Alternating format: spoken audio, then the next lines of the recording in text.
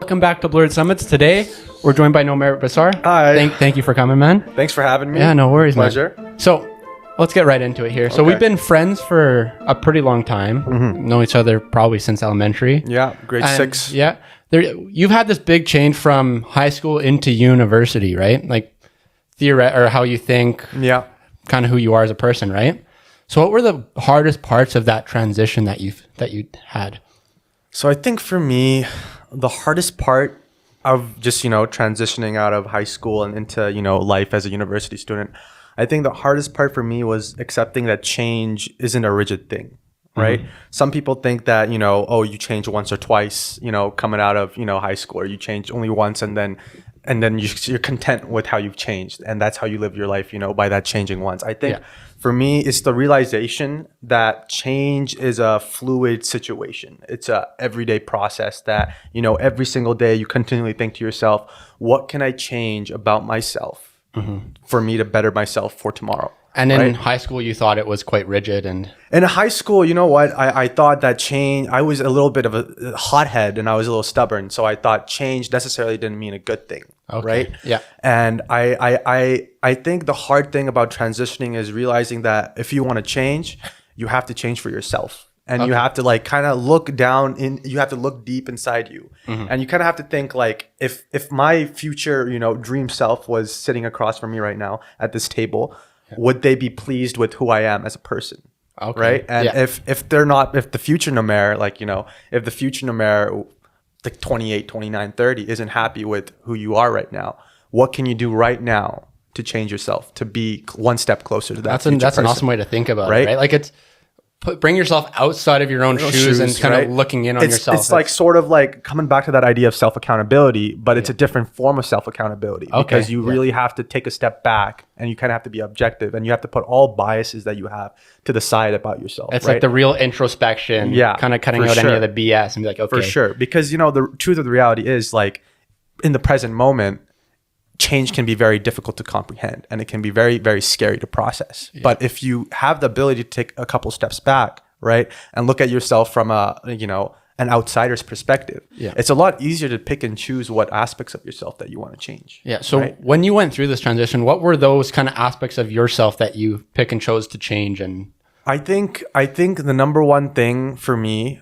is the one thing I can reflect upon and be like, that's the one thing that I can say I've changed for the better is having a much more empathetic approach, during conversations or interactions with other people. Yeah, empathy is so important to relationships. Dude, I feel like the second I learned that human beings that are, walking across from me or, that are around me, my peers, everyone that I interact with on a day-to-day basis, whether it be the cashier at the grocery store or the person, who's taking my order or wherever, bro. Yeah. It's you have to sit down and realize that this is a whole different person with a whole set of experiences that have led them, to think in the way they do. Well, it's funny how the way they do. Giving empathy to someone changes anything, right? We go to shout out Cluck and Cleaver. Yeah. I think every time you've been there, you get double the amount of chicken just because you're nice to the people, right? One time Hudson and I went to Cluck and Cleaver and we just by the way we presented ourselves in that store, they doubled our order of fried chicken. And I'll be honest with you, I thanked myself for it later on because,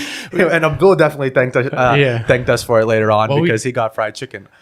But it's funny how just humbling of yourself, right? Realizing that in reality, you're just a part of something a lot bigger. It really does change the way that you interact with people.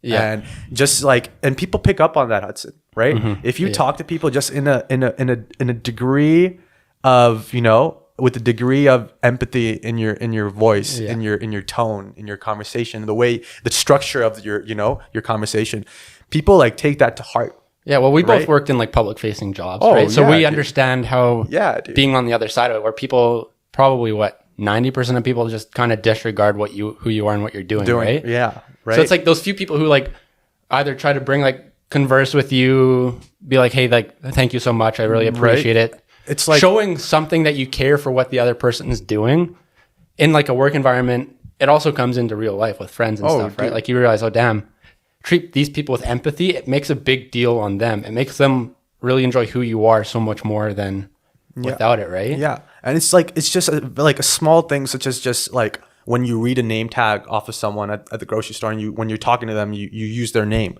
Yeah. Something like that will make a person feel that much better. Yeah. Right? See, like, hey, they notice the little things. They notice such a little, and it's such a little thing, Hudson. Isn't it just saying someone's name, yeah. bro? It's the tiniest thing in the world, but I guarantee you it makes the biggest difference in that person's they life. actually cared enough to read who I was and then address me by my name, not just by yo, sir, or whatever it may be, right? Like, I don't know, man. Like, and I noticed that once I started incorporating that empathy into my, everyday interactions, once I started incorporating empathy into the way I think about other people, right? The way I interact with other people, I noticed I reaped the rewards of it, man. You know what I mean? Like, I started forming connections with people that I didn't think I would be able to form connections with. I started, strengthening the relationships in a very positive way, right? It opened doors for me that I never thought that would, I would be able to do, man. And that's it's simple as that. So I think the hardest part of change is taking a few steps back, recognizing what it is about yourself that you want to change, and unbiasedly change those things about yourself. Yeah. Right. Yeah. And it's not an overnight process. It never can. It never can be. It's not a 1 month process. It's not a 2 month process. The truth of the matter is change is an everyday thing for the rest of your life. Right. Yeah. If you want to be the best person that you can be, you're going to have to be willing to change every single day. Yeah. Right. So when you were going through this change, did kind of relationships and some of those other ones have to unfortunately deteriorate as you made that change, or was everything able to continue as it was, just with the more empathy, like you touched on? It would have been naive for me to think that, it would have been foolish for me to think that everything could have been the status quo could have. I mean, everyone does want to, right? But unfortunately, with change, other things right. Have to come like with you'll notice that when certain people, right, when people around them change for the better or change certain things about themselves, some people will take that as an opportunity to put that person down. And unfortunately, especially with the empathy thing, I noticed that the people around me at that point in my life would give me, sideways comments, or, under like brown nose jokes, whatever it may be, like, inappropriate stuff that wouldn't make me feel, the best at the time. Yeah. Right. So it's just, it'd be stupid to think that, all this change you're doing for yourself, you're going to be able to please everyone around you. Yeah. Because the truth of the matter is, dude, you can't be able to please everyone. Even the most, the most people-pleasing person will have enemies. So right? So like when you did this, right? What do you think, or how did the thoughts of your friends at the time kind of look on you? Did they try to stop you from making this change, or was there? I don't think they try to stop me from making the change, but I think certain people or certain situations or certain groups would try to ostracize me, or would try to make me think twice about what I was changing, which is super unfortunate because at the time it was unfortunate because at the time I wasn't really equipped with dealing with feelings like that. I would just resort to building up pent up anger and resentment in myself, right? But with time, I was taught I think with time I really realized that the weight of the term killing them with kindness. Yeah. And I think accepting that term and incorporating that into how I dealt with this really, really helped. So that's what it is that helped you overcome thoughts. Yeah, for sure. It's just kill them with the thing that I want to be, which is be kind, be empathetic. And that's who I wanted to be, right? I wanted to be a kind, empathetic person. And if for certain people being a little bit more kind and being a little bit more empathetic meant that I was more prone to being, picked on, so be it. I just smile, wish them the best, and move on with my day. Yeah, you did the internalization of it. Be like, this is the person I really want to be, and if they want it, if they like it or not, it's up to them. That's up to them. Give them the decision, right? And you know what, man? The true people around you that support you, they will support changes that you make, about yourself, or changes that you make in your life. They will support changes that are for your betterment. Yeah, it's like people want to see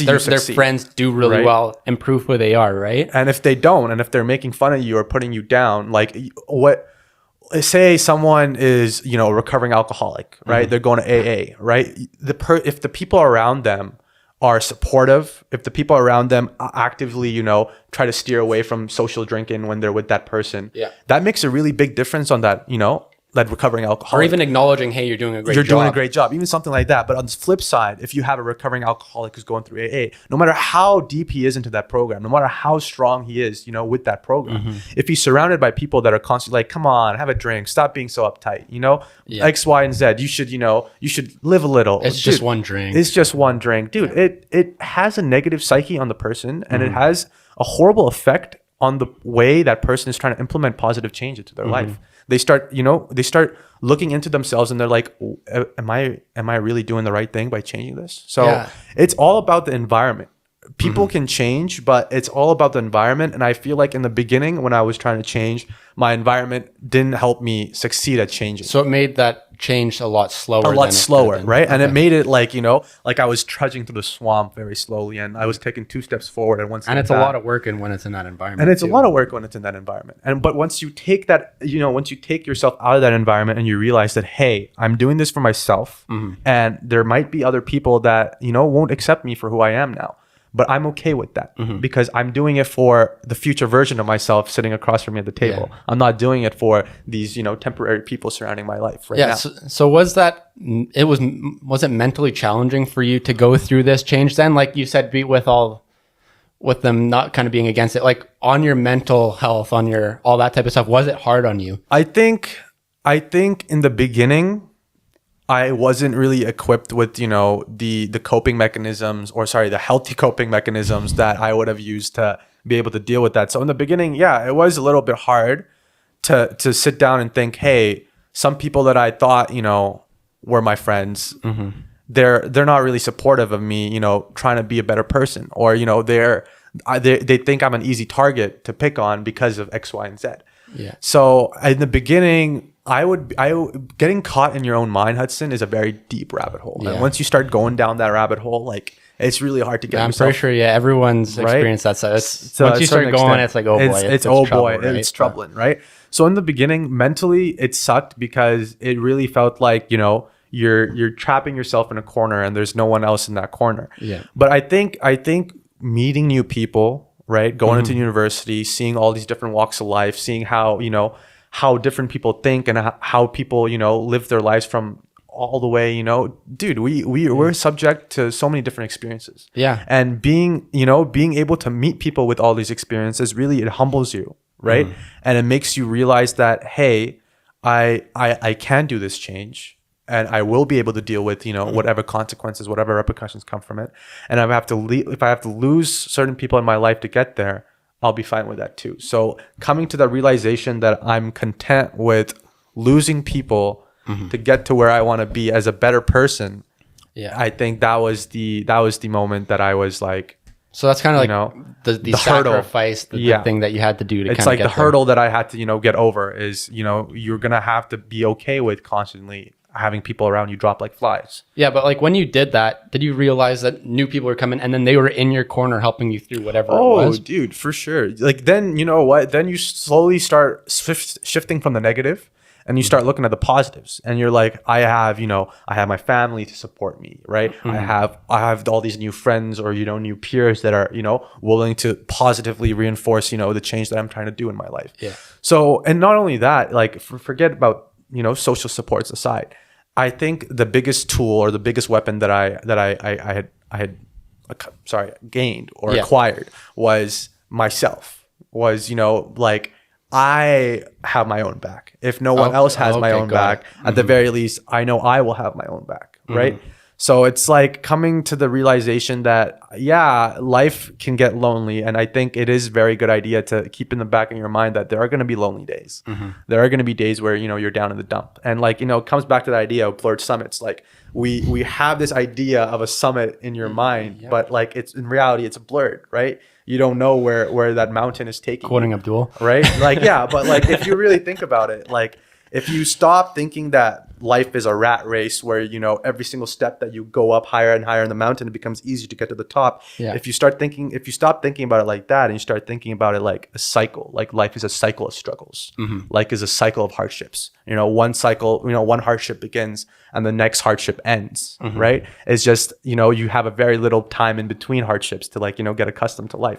If you, you know, if you start, realizing that, you know, from the moment you're born, morbidly until the moment you die, that, you know, there will be struggle constantly coming in your life. It's just, then you will be more prone to change, Hudson. You know, then you will be mentally prepared to be like, okay, this struggle is on my way, is on the horizon. How can I change myself to equip my, you know, better, you know, better handle this struggle? And once that struggle is finished, you know, how do I change myself even more to handle the struggle that's going to be inevitably coming across the horizon? Yeah. Right? I think the thing is, like, the skill of being by yourself is so invaluable, and like it's so hard to come by these days. It's so hard to come by. I think extremely hard to come by. Buddy Aiden is probably the best with that thing, right? Like he has a good time with friends and stuff, but like the only person he needs to rely on is himself. Yeah. And it's like such a powerful tool. And it's enviable, dude. It's an enviable characteristic, because when you think about it, like, people have an anxiety of being alone. Yeah, and it's like, if you're able to make yourself happy when you're alone, you don't need friends to do it. You don't need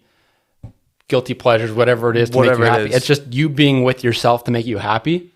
It's insane. And I'll be honest with you, dude, some of the most like calming moments in my life, some of the most like, you know, fulfilling moments in my life are the moments where I have been alone, you know, or the moments where I've had, you know, my own company and my own thoughts to, you know, be, you know, surrounded with. And it's like enjoying one's own company, dude, is a trait that you need to learn, because if you learn that, and if you master that skill, dude, you can do anything in your life and you'll be able to enjoy it. Well, you can be infinitely happy with yourself, right? Exactly, like, right?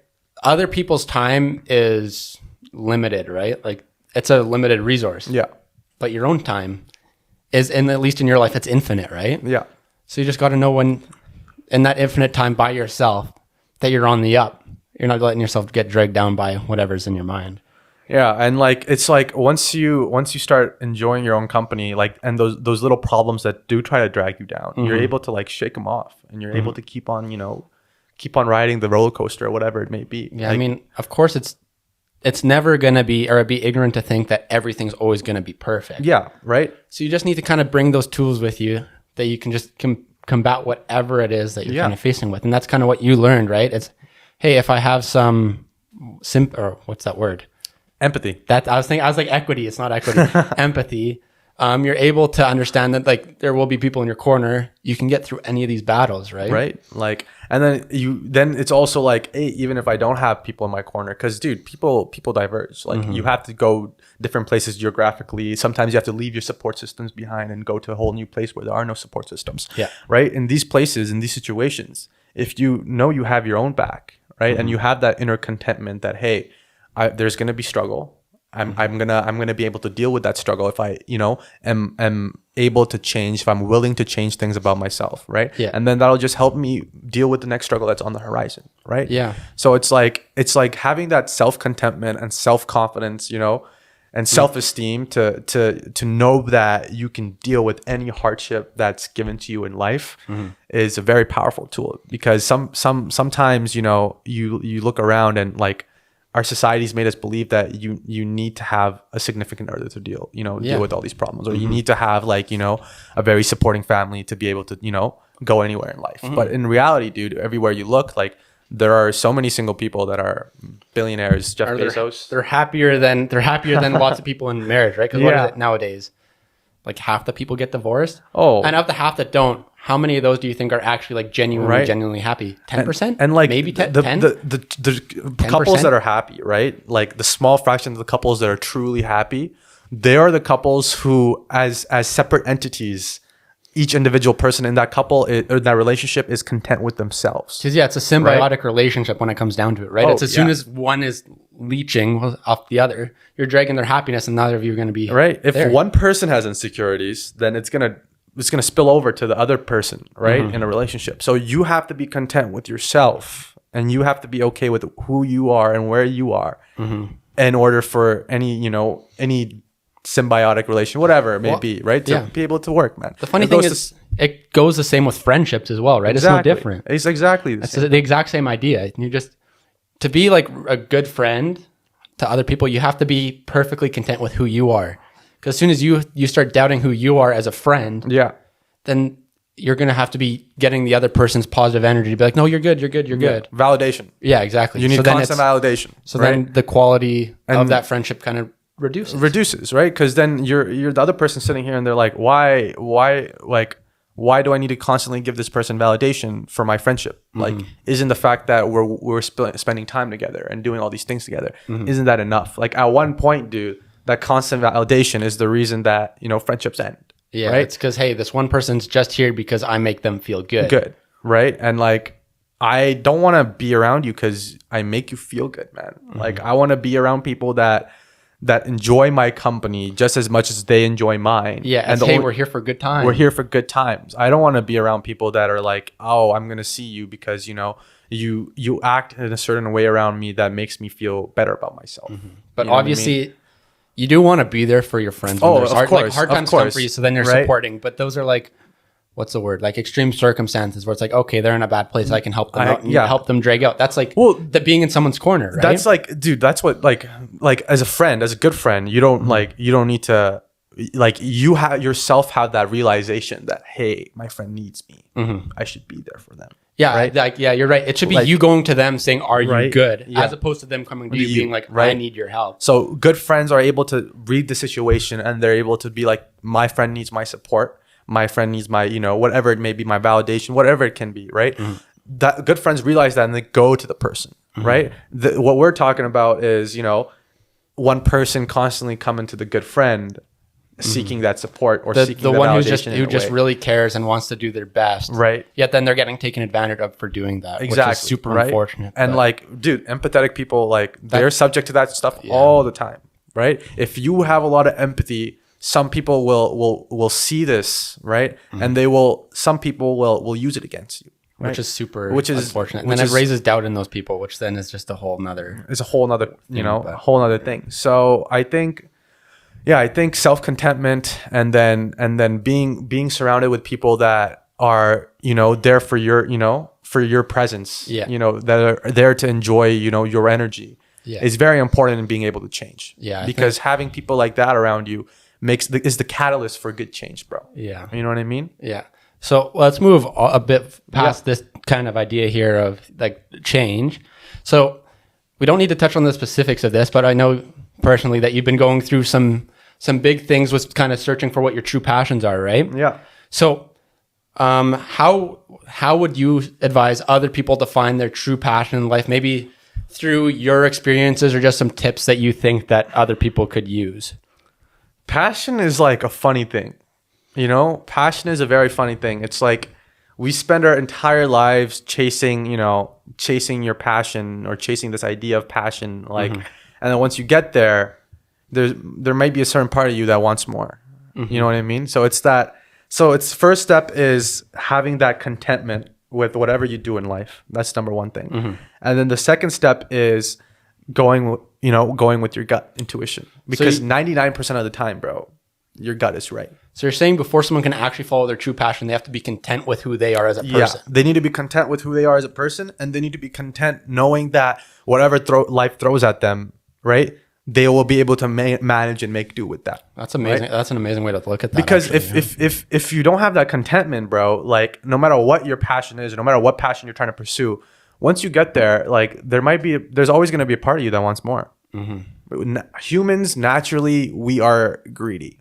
Yeah, we can't be content with whatever. We can't be content with whatever. Like, we are, like, you and I are blessed children, dude. We live in Canada, amazing country. We live in amazing, you know, communities. We go to, you know, post-secondary school, right? So education, you know, housing, food, dude, you name it, we are blessed, right? Yeah. So bringing it down to a surface level and realizing that everything that I require in my life, I've been provided. Right, will help you reach that contentment firstly, right? And then knowing in the back of your mind that things will go sideways in life. Things aren't always going to go as planned, right? And I should be able to accept that, and I should be able to, you know, take life's ebbs and flows as it comes and make do with what I'm given.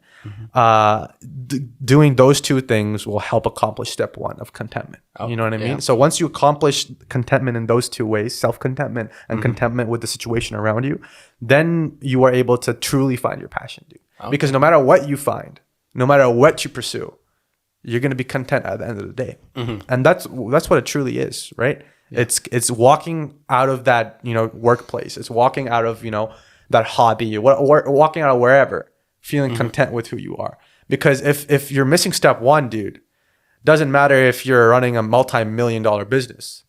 You're still not going to feel content until you have billions. Yeah, you're going to walk up and be like, oh, damn, that's not what I want to do. Right. And then once you have those billions, you might not be content until, you have multiple billions. So do you think that's how like the saying money doesn't buy you happiness? The people who it doesn't buy happiness for are those who aren't content with themselves. Yeah, exactly. But if they're content with themselves, then money does bring happiness. Right. Well, money can buy you temporary happiness, right? Like online shopping. The release you get in your brain when you press the order button, on Amazon or wherever it may be, like that's temporary form of happiness, right?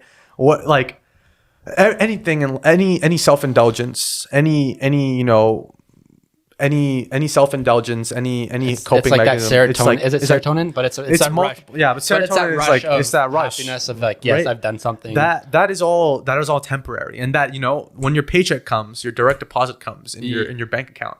It's the same thing. Like we have that multiple, that varies, very minute, very brief, and instantaneous, release of serotonin or whatever it may be. Our brains are like, oh, money. Yeah. But then, dude, we forget about that money very, very shortly, right? Like it's truly money doesn't buy you happiness. It's yourself that buys your happiness. It's your contentment, dude, that buys you your happiness. Because when you're content, doesn't matter what you're driving. Somebody could be driving a Corolla, and living in a, what somebody thinks is a horrible place to live. That guy could be a lot more happy than, the multi-million-dollar executive that's driving around his Rolls Royce, going to his multi-million-dollar material home. Objects isn't an absolute intrinsic thing for someone being happy. Yeah, it's exactly. Really what's on the inside, right? It's really about what's on the inside. Because you look at all these dudes, you look all around, like, you look at Hollywood, for example. Some people who have every single thing that you could possibly think of, right? You look at these people and you're like, wow, they have the life. Robin Williams, for example, right? The guy was a comedic genius, right? He was in multiple amazing movies. Dude, Good Will Hunting is still something I'll watch multiple times to this day. This multimillionaire, right? Probably reaching that billionaire status. Let's be honest. He was in a lot of movies. Billion's a lot of money. Okay. Hundreds of millions of dollars for the very least. He's good. He was set, bro. Yeah. He was set for life. He had the life. This guy had to he battled with severe depression, dude. And he took his own life. On the outside, a layperson would be like, why would this person take his own life? He had every single thing that he could ask for. But was he content? That's another question. Right? Unlikely with what happened. Right? Like we can't really say, but was he really content with, who he was or where he was or the people around him? Right? It could have been a number of things. Yeah. But like that example encapsulates this entire, idea that contentment starts from within, and once that contentment from within is accomplished, that's when happiness can be sought. That's when passion can be sought. Okay. Because once you have that step number 1, dude, steps 3, 4, 5, 6 is very easy to get. Yeah. So what are steps 3, 4, 5, 6? If you got, or is it just? It's just arbitrary. It's just arbitrary, okay, right? Because everyone's path is very different. Yeah. Right. Everyone's path to where they want to get to is very different. So like, one person could be content with a very traditional path to being a doctor, right? That's what would give that person happiness. Oh, if I can go from step 1 to step 2, step B, dude. And then if you look at the flip side of things, there's a lot of non-traditional ways of being a doctor, right? Yeah. People take 10, maybe 15 years, right? They start off their careers in something completely different, right? And then they make the switch over to med, right? Yeah. So those two people, if they were content with that path and that journey, they're both probably equally as happy. Even though one person probably started, making a lot more money at a much earlier age. But money doesn't buy happiness. But exactly, we come to that thing, right? Money's irrelevant. Money is irrelevant in the situation. Day, it doesn't mean anything. Exactly. I think, granted, we say, like, when we do spend that money, it's like, look, money comes and goes. It's like when I think of, it's like kind of a weird way to think about it, but like when I get my direct deposit in my bank account, I'm like, this money really isn't mine. It's my turn to have it.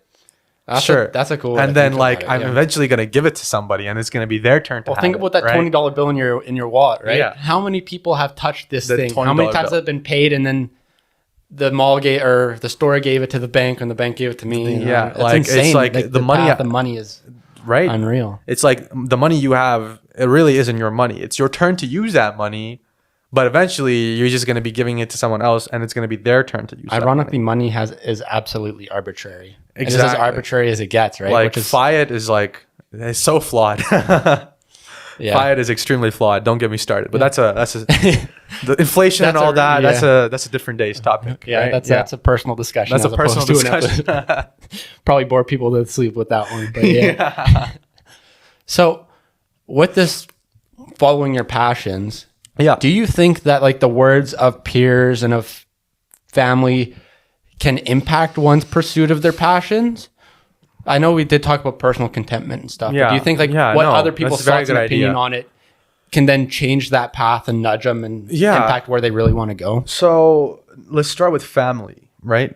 Family has a big influence on your life, right? No matter what, like no matter how close you are to your family or how far apart you are from your family, like they're especially your parents, like their influence on your life, it will always be there, subconsciously, consciously, dude. Like no matter what you do, right? Your parents have the ability to just give you one little sentence remark, and you will be able to think about that for like the rest of your day, right? That's the type of influence they have. So in terms of finding your passion, it can be tough if certain parts of your family or your family doesn't really support your passion, because then you start having that self-doubt, right? Then you start having you need to do a little bit more introspection. You ask yourself all these questions. You don't know the answer to some of these questions maybe, but you start there's this weird feeling that you have inside of you, and it can build up and it can get larger and larger and larger. So when it comes to passion and family, it's hard to hard to make those it's hard to compromise, and I think that's what it is. It's like your entire life, right? You compromise for your family, but when it comes to your passion, I really do believe that you need to take the road of minimal compromise, right? Because if you can compromise on everything in your life, right, for your family, but if you compromise on that'll be okay, right? You can do that and that'll be okay, right? Because, in the end of the day, you're like, okay, it's for my family. It's for my family. You can bring it down to that basic, foundation level that at the end of the day, it's going to be for my family, right? But if it comes to your passion, if it comes to what you want to do with your life, if you compromise on that, Hudson, you might be sitting 40 years from now, 50 years from now, on your Porsche, and you might be seriously regretting those decisions that you take in your life, right? Because of what some person in my family said to me, I compromised on what my true love is. Well, yeah, because the way that you've been describing it, right? It's like if you've truly content with who you are and done the introspection, you know exactly the path you want to take. Exactly. So any sort of deviation from that, you're clearly not going down the way that you want to go, right? So it hurts because your family is going to have to come to the realization that your passion and their ideas of your passion are two different things. So the thing that so with that, then it's about getting those who are really close to you on board with what your passion is, more so than you changing for them. At the very least, if they're not on board, at the very least on the same page, right? You don't need to be on the same vessel and be sailing on the same ship together. But if we're on the same page within the same book, that's getting fine them to at least understand why you're doing it, so then they can be like, okay, maybe I'm not a big fan of it, but I can get why you're choosing to do the thing you are. And dude, family and friends, no matter what, they should be able to support you. And if something makes you happy, bro, they will support you. If if they really care for you, dude, they will support you, right? So it's just a matter of making that distinction between what's my passion and what is my family's idea of my passion. And how do I bridge this gap slowly until we can meet some sort of middle ground where they understand where I'm coming from, yet they respect why I want to do it, right? Because, dude, if you let your family, let your family have a very big influence on your passion, on the decisions you make regarding your livelihood and your what you do that you love, then man, that can take a very 180 on you real quick, right? You do something because you think that might make you happy, and you only do it because it will make your family happy. 3 years down the line, you might be a miserable son of a... Well, because think about that. You're spending 5 out of every 7 days a week doing this thing, right? Like your family or your friends, they're not the ones doing this thing. They're not putting 40 hours. They're seeing it from the outside. They see you on the weekends when you're not doing that thing, right? So I think really doing what you know makes you happy, what makes you content with yourself, is super important, because they're not the ones who are dealing with the thing that you're doing. Well, they're not going to be, studying for 4 years or 5 years or 6 years or whatever. Going to work for 8 hours a day. 8 hours a day. Right? They're not going to be making a career for 30 years, 35 years for yourself, right? They're just going to be looking at it from an outsider's perspective, right? So in that regard, it's very, very important to be able to say, hey, my passion is this, and you know what? Most of the time, your passion, it is your gut instinct, dude. Your gut, whatever your gut is telling you, like, it is for sure gonna be that, right? No matter what, your mind, whatever. You can trick yourself with your mind, You can trick yourself with your mind, dude. That's the weird part about the mind. It will insert doubt into every single decision you do, right? But it is very important to go with your gut instinct. Find your passion first, have that self-contentment within yourself, within that passion.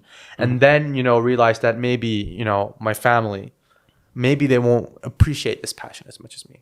And they shouldn't. They don't have to. Yeah. Because it's your passion.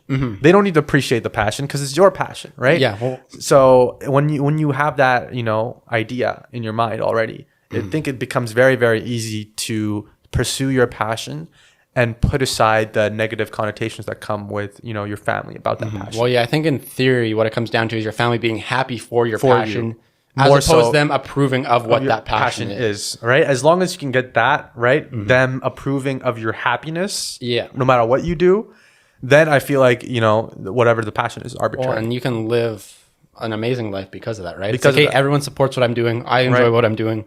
You're contentment good. No matter what you do. Yeah. Right? And it's that idea of I'm content with myself, I'm content with my passion. And if I'm content with these things, right? If I'm content with step number one, then step number one is contentment, then happiness and all that other stuff comes easy, right? When it comes to friends, then the idea becomes a little bit more obscure, right? Certain friends have more of an influence on you than other friends, right? So in a perfect world, you want all your friends to support you 100%, right? In a perfect world. But maybe that's not the case all the time, right? But the beautiful thing about friendships is that you don't have to be on the same page to be able to respect and love each other. Well, the thing is with friendships, though, they're one of those things that can come and go. The thing is with family, you can't choose, right? So it's like, right? If people truly don't believe it, then I guess it wasn't meant to be. So then you split paths, right? But even like, dude, the best, like, not when you're in a friendship, you don't have to agree on every single thing. In order to make that friendship work. I know we argue all the time. Dude, Hudson and I argue all the time. Like, I think this is just a thing. Us in Arizona. I think I'm just an argumentative person in general, so I think all my friendships work that way. Yeah. Where they better be able to go back and forth. If not, it's like, oh well, that's too bad. Like you don't have to agree with every single thing that that your other friend is doing. You don't have to agree with their passion, as long as the same thing with the family. As long as you're supportive, and you're happy that person is happy. Because you're not holding their hand to work again. You're not going to be. You're only seeing your buds on Friday night when you're going out to eat. You're not seeing your buds on Friday afternoon when they're doing work.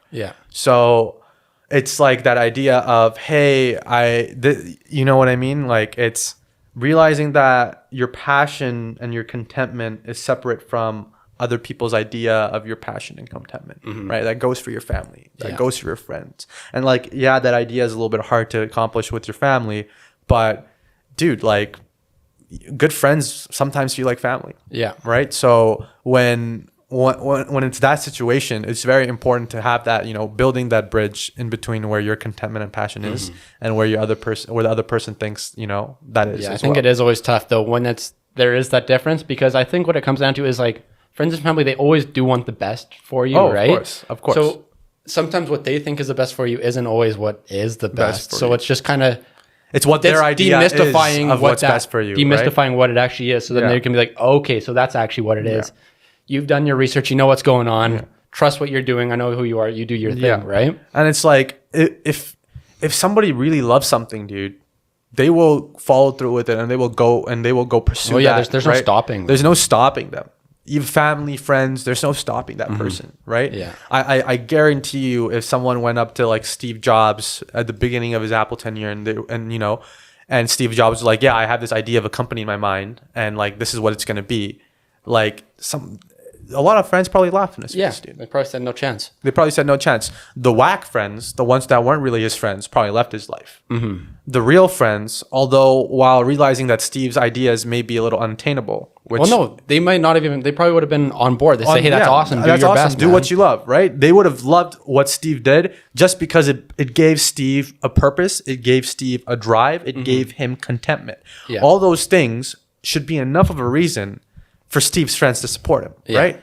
Even though they necessarily don't think that Apple will be, you know, the number one tech company in the world. Which, dude, look at us now. We all have iPhones. Yeah. Like in the reality, like Steve followed what he loved, and he fulfilled it, you know, to the maximum levels. And the true friends and family that, you know, that loved Steve for who he is, gave him support from day one when he started out in his basement. They probably would have helped him drag him to the top as well, right? Of course. Right? Like, I don't think Apple could have been where it was if he didn't have any support systems. Oh, dude, of course. Right? You need to have people to, there are down days. Even in the middle of your passion, there are down days, dude. Right? There are days where you get beat up and, you know, get put down. And it's in those days, in those times, it's very important to have people like, you know, people that are supporting of who you are and they love you, dude, for who you are. Because if they love you for who you are, no matter what your passion is, they will support you in chasing your passion because they love you, and the only thing that they care about, right? Yeah, is your happiness at the end of the day. Yeah, I think being okay, like being happy with other people being happy, is like the biggest thing in life that lots of people don't really realize, right? Like, but it's massive. And like once you have that, dude, once you have that ability to be happy for the people around you, regardless of what the situation is. Like you will personally see the benefits of it. Well, yeah, people will like being around you because you're like, hey, they enjoy they don't judge other people for what they're doing because like, oh, that's dumb. Yeah, that doesn't make it like. It's like, hey, people look down on caretakers and whatever, like at like cleaners, and it's like, oh, you're doing that. It's like, hey, they don't mind what they're doing. They like it. They're happy. And if it doesn't bother them, there's no reason, you know, whatsoever that you should be making a comment on it. Yeah, right. Exactly. So when stuff like that, like. When I hear stuff like that, it really upsets me, right? Like I've been in like weird thing about university is as much good experiences that you can have equally as, you know, many bad experiences, right? You can have equally as many bad conversations, right? Yeah. So I sometimes I'm in conversations where, you know, a person will put down a certain sect or a certain class or a certain, you know, type of person, or even certain degrees altogether. Certain degrees altogether, man. Forget about that. Certain degrees altogether. And in my mind, or even like out loud, I'll be like, well, why would you think that? Why is that wrong? Why is that wrong? Why do you have to put your values onto other people? What makes you think that, you know, what you cherish and what you value is somehow better than that what they cherish and what they value? Yeah. Right. It comes down to that, you know, the first thing we talked about in this conversation was empathy, man. Yeah. If you're lacking empathy, you will never, ever be able to be able to sympathize, be able to, you know, relate with another human being. If you're lacking empathy, you will never be able to strengthen relationships. Yeah. Right. Anyone can form relationships, dude. It's a matter of strengthening and solidifying those relationships. That's really important. And you can't do that without empathy. Yeah, for sure. So I know we kind of talked about the traits that you developed from high school to university, but what's like a skill or trait that you want to develop in the next year? In this next year, what is that skill or trait that you want to develop and improve on? Whew, that's a tough one. Because, like, you know, if I take a step back and look at myself objectively, there's a lot of things I can improve upon, right? But I think the number one thing I think would be accountability, self-accountability, because I don't think I can ever have enough of that. You know what I mean? Because there are some days where I'm like, it's okay. But if I was a lot more rigid with my self-accountability, I would be able to tell myself, hey, it's not okay to sleep in until midnight, you know, like noon. It's not okay to sleep in until... It's not okay to procrastinate. It's not okay to procrastinate the essay until 4 hours before it's due, right? And then stressing about it, you know, the night before up until the minute it's done. Yeah. So I think self-accountability, although it's something that I have, I don't think it's something that I can never stop developing. Well, yeah, I think that's something that everyone can improve on. I personally haven't met someone who's like 100% self-accountable. Right. Like every single time they're going to say this stuff. As soon as they get an assignment, they do it instantly and do like, there's a bunch of like, self-accountability is this huge, broad range of things. And it's like, you can always be improving, which is amazing with it, right? It's funny because once you're like continually developing that self-accountability, right? Then you are more open to subjecting yourself to change. You know, this entire talk has been about change, right? Yeah. How to change yourself. Once you implement self-accountability into your life and you make it like a very hard and fast principle, you will be able to, you know, undergo change and transition much easier, right? And you will be that much more quickly, you know, you'll be that much more, what's the word? I don't know. You'll be that much more quick to jump ship when you know it's time to jump ship. Because sometimes you're like, oh, should I not jump ship? You know, oh, should I not be able to do this? Should I not do this? Should I wait a little? Should I not wait? You know, you have all these doubts, but once you have self-accountability, dude, you will realize that, oh, I need to change. I need to change something about myself. This ties into an episode coming out after this one, which is motivation, right? Like in reality, most people have self-accountability due to their motivation.